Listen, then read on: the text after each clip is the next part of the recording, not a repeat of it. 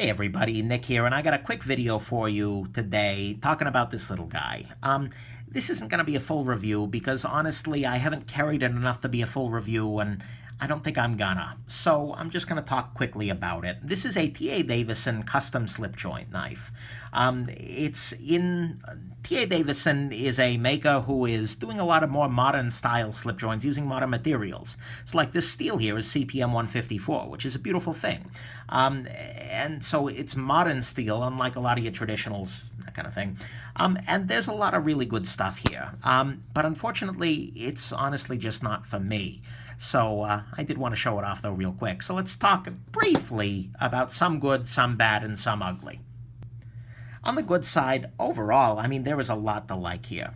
For instance, on the back side here, everything matches up very nicely. This burl is incredible, and it's hard to show, but I'm going to see if I can do it. You can actually see the little tiny gaps in the burl kind of exposed out there. I mean, it's beautifully done.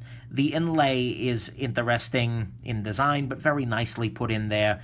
All of these areas match very nicely. Another thing that I do like a lot is the jimping here, or cross-hatching, or whatever you want to call it. I don't know that jimping is the term, but either way, it's nicely done, and it matches across the gap.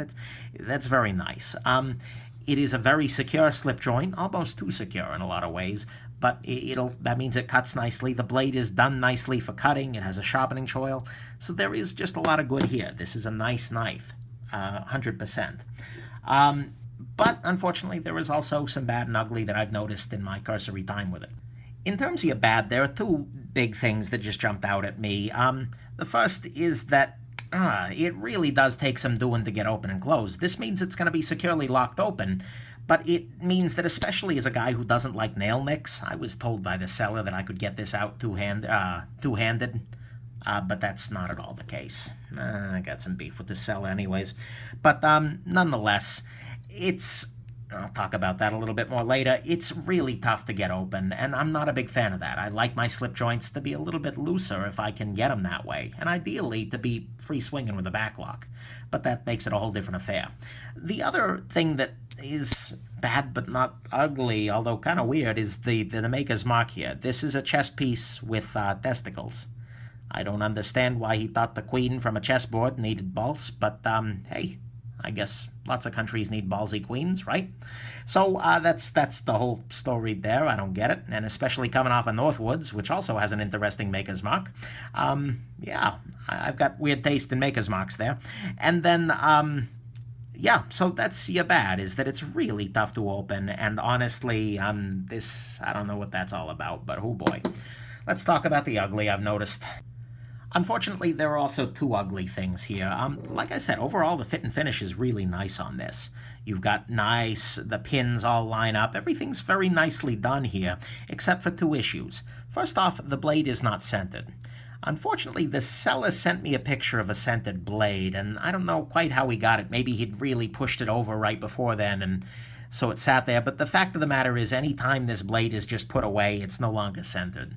That's bad on the seller, trader, and bad on Davison, honestly, because if you're gonna sell something that's a really expensive custom, you need to do it perfectly. Speaking of doing it perfectly, check this out. Right at the edge here, where the blade and back lock, it's not a back lock, but the blade and the back bar here connect very nicely, but then you've got these asymmetrical gaps over here, and the blade isn't even necessarily symmetrical in the back thing.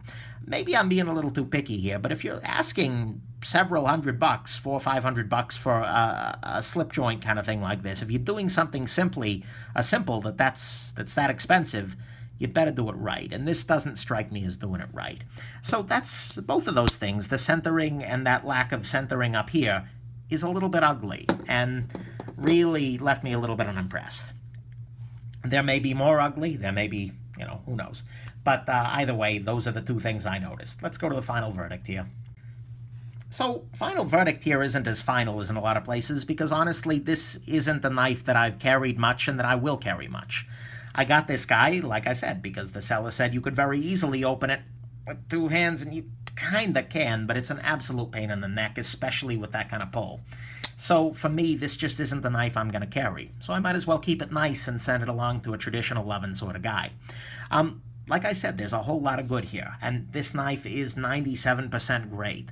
But the centering issue, that little asymmetry, left me a little bit cold, and the functionality of it just isn't what I'm looking for in a knife. So, at the very least, I hope you enjoyed seeing it on the channel here, and that it finds itself with a new home who really truly is in love. And I will fully disclose all of these issues, by the way. Thank you very much, because I'm a good seller. I hope this has been interesting, and have yourselves an absolutely wonderful rest of your day.